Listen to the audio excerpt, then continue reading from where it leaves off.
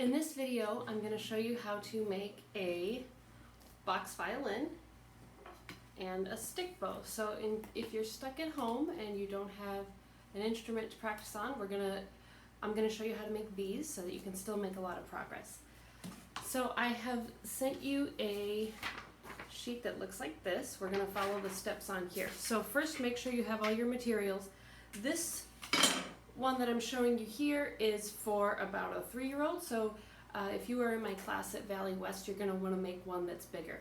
I have cut a cereal box down into what is roughly a full-size violin size. So 8 inches long this way, 7.5 this way, and about 1 3/4 this way for full size. If you are a 3/4 sized violin player, this length should be about 7.5 inches. A half size violin, about 7 inches, and if you have a quarter size violin, you want to make it about 6.5 inches.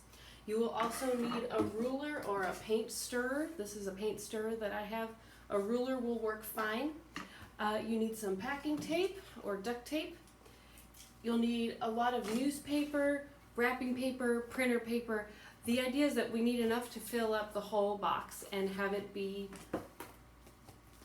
able to be squeezed and not collapse. You could probably also use a lot of plastic shopping bags if you have a lot of those. You'll also need something to help it not slip once it's on your shoulder. I have a sponge that I've cut out from, I think this is the inside of a seating cushion.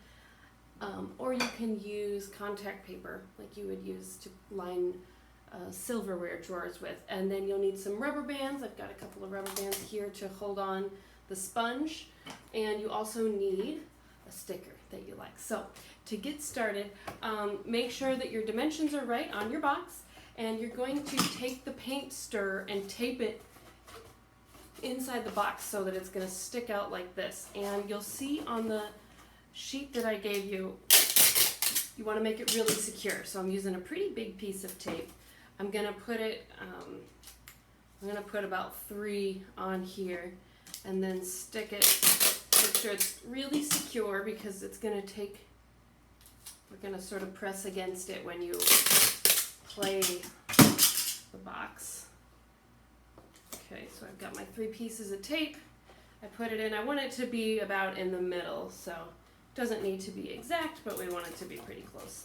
So I've taped that in. My next step is I'm going to stuff it full of newspaper or wrapping paper, whatever I have. I've just got, unfortunately, printer paper here. It feels not so great to waste it, but it would just be recycled otherwise. So we stuff it full. Again, we want it to be able to be squeezed but not collapse under that, but still be lightweight. So whatever you fill it with needs to be really light. All right, almost done here. Once you've got it pretty packed full, ideally I would probably put a little more in here, but for now I think this will work. Then we're going to tape the whole box. We're not just going to close the opening of the box, we're going to tape the whole thing. You'll notice on my sample one that I showed you, I covered this in some nice paper, so if you have wrapping paper or something that you like, you can of course cover it in that. You'll notice here I made the whole thing and then I had to cut it down a little bit more, so that's what that is, so it doesn't look as nice as the other side. But you can cover it in whatever you want. So tape all around it.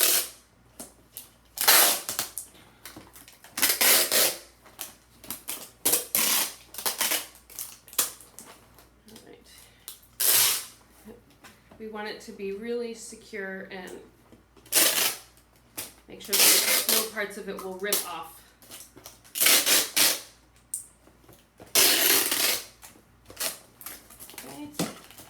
You do want to make sure that this is not, the opening is not squeezed shut. It should still maintain that dimension. On this one, it's about 1 3/4 inches. Okay.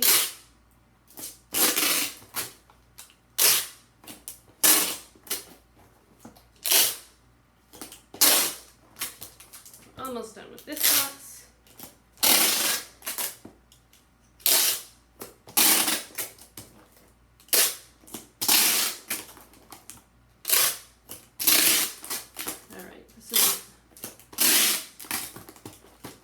smoothest job I've done, but when you make yours, you can take a little longer and make sure it's all flat and looks a little nicer. Okay, now it's all wrapped. What we need to do is take a sticker. I'm gonna take a sticker that looks like a piece of candy, so it's pretty small, and we're gonna put it right where the stick meets the box. This is basically so you have something to look at, and it's sort of your target when you're placing the stick bow there.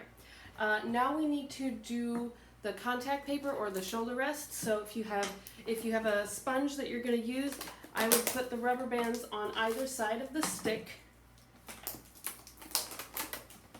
Okay, so like that, and they go around this way. And then I'm going to take my shoulder rest and put it on the side opposite the stick. So the stick is taped to this side, and then the shoulder rest is on this side, and it's going to look like that. If you're using contact paper or something that's like this, I would cut about the same size as I have for the sponge, and just you can I would probably use rubber bands, or you can glue it on there. The glue is probably not going to be as sturdy, so I would, if you have something sort of squishy like this, you can even use a sock that's been folded in half. That'll work too. And there you have your box violin, and you'll be able to hold it like this. The idea is that this little notch is where you would put the bow on a real violin. So it's not designed to be the length of the size of a body of a violin. It's right where you're going to put the bow. So this is a box violin that'll work. And then to make a stick bow, we need to have a wooden stick or a dowel. I have this. This is a dowel I got at a craft store, and then I cut it in half. The second choice would be a pencil. Obviously this is quite a bit longer than a pencil. This is, I don't know, about a foot and a half. This one is somewhere between 1/4 and 1/2 inch thick. I also have a pink eraser that I've cut in half lengthwise. That's going to be my frog. I also need packing tape, and then you'll need stickers or some type of visible tape to mark the bow. So what we're going to do, I noticed in the sheet it has a typo. It says attach rubber band. That means rubber eraser. So take your packing tape, and we're going to put the rubber eraser, not the rubber band, and we're going to attach it right about here in the stick. So there's about 1 to 1.5 inches on this side, and then the rest however long it is this side. And then we're just going to tape it. The idea is we just want to make this really secure. This is the part of the bow called the frog, so that's what we're building there. And then it'll stay. It's pretty steady. If you want to make it a little more artistic, you can tape around the ends too, so it's really secure. And then we're going to add, I'm going to use stickers because I don't have my tape with me. I'm going to take one sticker and add it. It says about 6 inches above the eraser, so it's about here on mine. And make sure you do it so when you're using it you can see it, so not on this side but on the side that's facing you, so when you're holding it. And then another piece of tape that's about 5 inches up from that. We're sort of going to have to be approximate with this because we can't measure exactly. And then you have your stick bow, and the way that you'll be able to use it, I'll put my box violin up.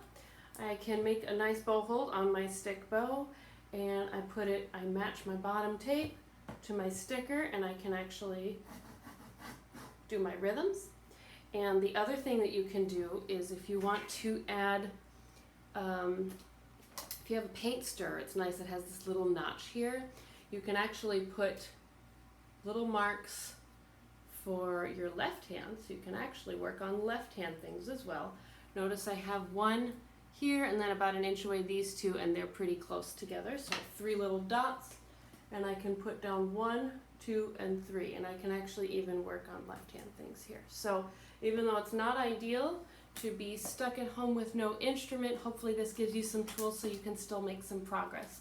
Of course, email me with questions, and happy practicing. Bye.